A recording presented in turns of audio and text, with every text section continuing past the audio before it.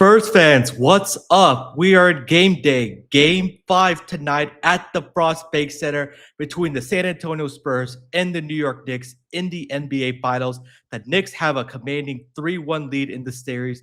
The Spurs' backs are against the wall. It's a must-win tonight, or the Knicks will be hoisting the trophy at the Frost Bank Center in San Antonio. I'm your host, Shivam Patel. This is the Spurs practice report. We're just a couple of hours away from game 5. Like I said, a must win for the Spurs. And before I get into the game tonight, I just wanted to talk about the last game, game 4. It was embarrassing for the Spurs. It was humiliating. Spurs had a 29-point lead at Madison Square Garden. It was quiet like a church mouse. The Knicks were nervous. They were about to get the series tied at 2 games apiece, with the series shifting back to San Antonio. And what happens? The comeback Knicks strike again, just like they did in game 1 of the Eastern Conference Finals against the Cleveland Cavaliers. The Knicks come back from 29 points down. This was even in the second half. And there was a multitude of factors that mostly of the Spurs undoing that really allowed for this comeback. I want to criticize the Spurs' effort in the second half, because it looked like they were just coming out of the locker room going through the motions. They thought that the Knicks would just roll over and give up, and the Spurs were just going to coast through the second half to a victory to tie the series at 2 games apiece. But it was a tale of 2 halves. In the first half, the Spurs were 28 for 47 from the field, 60%, and 14 of 26 from 3. They were playing just like the Boston Celtics. And in the second half, they hoisted those same 3-point shots. A lot of them were just off one pass. There's no ball movement, no action, no cutting, no off-ball screens, etc. Very little pick and roll play. And as a result, in the second half, the Spurs were outscored 58-30. Only scoring 30 points in the second half of an NBA Finals game is horrible. And 3 of 17 from 3. So they played just like the Boston Celtics, live by the 3, die by the 3. And that game 4, they died by the 3. And those numbers are just, you don't believe them. They're just astronomically bad for a team that, even though they're young, they made it so far in the playoffs going to the NBA Finals. And then in the second half as well, De'Aaron Fox, our max guy, he got a big contract. He's our veteran. He's been in the league for many years. He was just awful in the second half. He had a couple turnovers in the third quarter, and you could just tell that his mind wasn't in the game. And then, of course, the last play, or towards the end of the game, with 14 seconds left, he grabs a loose ball and he thinks he can outrun OG Anunoby, who, by the way, would be the Finals MVP of the series ended right now for the Knicks. He has been awesome so far this playoffs and really, really good in this Finals. He blocks De'Aaron Fox, and what De'Aaron Fox needed to do was just take the ball out. There's 14 seconds left. The Spurs had a 1-point lead. Get fouled, dribble the ball out. He's a great free throw shooter, high 80%. So that's all he had to do instead of getting that ball, trying to go for the layup, getting blocked. And then, of course, the Knicks get a loose ball and they go, and Brunson misses the 3-point shot. And then, of course, Anunoby has 2 big plays within 14 seconds of the game, has a tip in, and the Knicks end up stealing that game 107-106. You need better from De'Aaron Fox. I know he's fighting a high ankle sprain, but I can argue he's not been good at all this entire playoffs, even when he's healthy. He's not been the leader that he's need to be. He's not made the clutch shots. He's practically done nothing so far this playoffs. He won the Clutch Player of the Year award. Stephon Castle's only 21. Dylan Harper's only 20. Wemby's only 22. They look for a guy like De'Aaron Fox who has the ball in his hands. And even though he's not been efficient this finals, one of his calling cards is he does not turn the ball over and he's a poised player. Well, he did not play like a poised player in game 4 when the Spurs absolutely needed him to. But he's not the only guilty culprit for the game 4 loss. Wemby missing 2 free throws with 1 minute and 40 seconds left. Spurs could have had a 3-point lead. That was brutal. You cannot have that from your superstar. He needs to be able to make those free throws in clutch situation.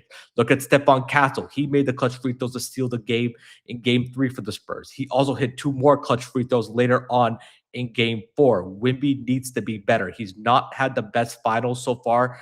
With game two, throwing the ball off of Castle's back when the Spurs could have won that game, missing the game two shot. He had a couple of turnovers later in, game four, and then of course missing the free throws. Wimby needs to play better if the Spurs want to win game five and extend the series. And just the execution, just in general. They're not running any offense. It's too much stagnant ball, not enough ball movement, hoisting too many threes when you had the Knicks in the bonus in the fourth quarter with like 7 or 8 minutes left. You had Karl Anthony Towns in foul trouble, who he committed those dumb fouls. Attack the basket, put pressure on the New York Knicks, get to the foul line, because then that negates the Knicks' run. It slows the game down a little bit rather than just hoisting quick threes and allowing the Knicks to go down to the other side of the floor and score quickly. That's why they closed the gap so much in the third and fourth quarter. And also, Mitch Johnson, that's coaching. When I talk about execution, he has been completely outcoached this playoffs. I know he's a young coach, only his first full year being that full-time head coach for the Spurs because he took over halfway last year, but you have to call a timeout. You got to run a play. They didn't get the ball. I know I said Wimby didn't play well enough, but you still got to get the ball in his hands. Get him in the mid-range. He made a huge mid-range shot late in the fourth quarter. Get him in actions that allow him to attack the basket and be around the rim, which is his strong suit. Mitch Johnson looked like he got too much caught up in the moment, and he looked shocked. Like, they panned to his face a couple of times. You could just see when the Knicks were making a run. The Madison Square Garden crowd was going wild. Celebrity Row was going crazy. He just looked shocked. As a coach, you need to settle your guys down, and he did not do a good enough job with that. But enough of game four. It happened. Spurs are down 3-1. Like I said, we're just a couple of hours away from game five tonight at the Frost Bank Center. So this for the Spurs, they need to continue to get off to a really fast start, because in the closeout games, the Knicks have been blowing people out. They beat the Hawks by like 50 plus points to close out series one, round one. Also, they destroyed the 76ers in that game four to sweep them. And then they also destroyed the Cleveland Cavaliers on Memorial Day night. The Knicks have confidence going into closeout games. And the thing about all those closeout games is they were all on the road. So they have the mentality that, hey, we're going to take care of business and close it out. And as Jalen Brunson said yesterday in his press conference, we're still acting like this is a 0-0 series. That's a dangerous mindset. Spurs need to get out to a good start.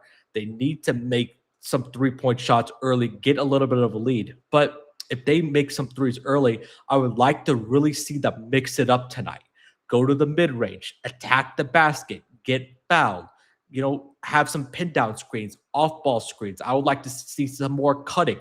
Move this New York Knicks defense around. You cannot let them just stay still because they're too good of a defense in the half court. Also, I would like the Spurs to make the Knicks turn the ball over. I don't think they did a good enough job, even though the Knicks had 15 turnovers, and then they conceded 24 points on the turnover. Spurs still should have ran the ball more. I thought they slowed down the pace a little bit too much in the second half. Run all game, get in transition, make the Knicks tired. That's the key, because they are still a team that you can wear down a little bit if you up the pace a little bit and go back and forth down the court. I've said it to the keys of the game the last couple of games, but I'm going to say it again. Rebounding. That is what the Spurs need to do. They did win the rebounding battle in game four, 42-39. Spurs had 12 offensive rebounds, but you cannot allow the Knicks to have 8 offensive rebounds on their end, because that allows second chance opportunities and open three-point shots. And then I would like to see a bounce back game from Wimby. I want to see him aggressive. Hopefully his energy level is up, because the Spurs have had 2 full days of rest compared to only 1 day of rest between game 3 and 4. I would like to see him hyper aggressive, looking for his own shot, facilitating, getting open looks for others. I would like to see De'Aaron Fox be in attack mode as well, to bounce back from that horrible performance that he had in the third and fourth quarter of game 4. And then as well as Dylan Harper. I still don't understand why, particularly in the second half, why Mitch Johnson continues to take Dylan Harper in and out of the game. At times this series, he's been your best player, a guy that can hunt his own shot, score at all three levels, has great touch inside the paint, can also handle the ball, pass the ball. I would like to see Dylan Harper get more minutes. I like that they cut down Harrison Barnes' minutes. I will, somewhat cut down Carter Bryant's minutes as well. But Dylan Harper needs to continue to play because he's not a rookie anymore. Once you're in the NBA Finals, you're practically done with your rookie year. He needs to get more run.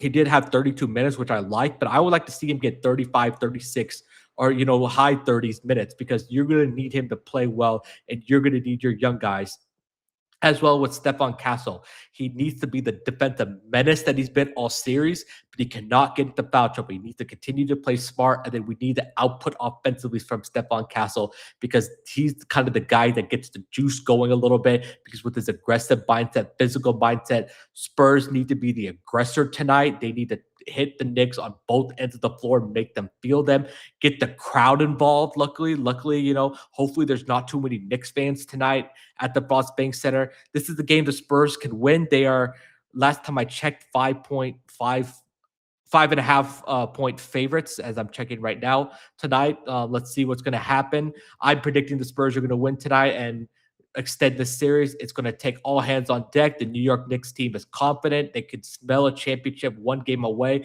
Like I said, they've closed out all three of their series so far in the playoffs on the road. But I think the Spurs are going to mentally recover. They're a mentally tough team. I liked their mindset yesterday, coming into this game. I think the Spurs are going to take game 5, and we're going to go back to a game 6 at Madison Square Garden. Thank you so much for watching. We're only a couple of hours away from game 5. This is Shivam Patel with your Spurs practice report.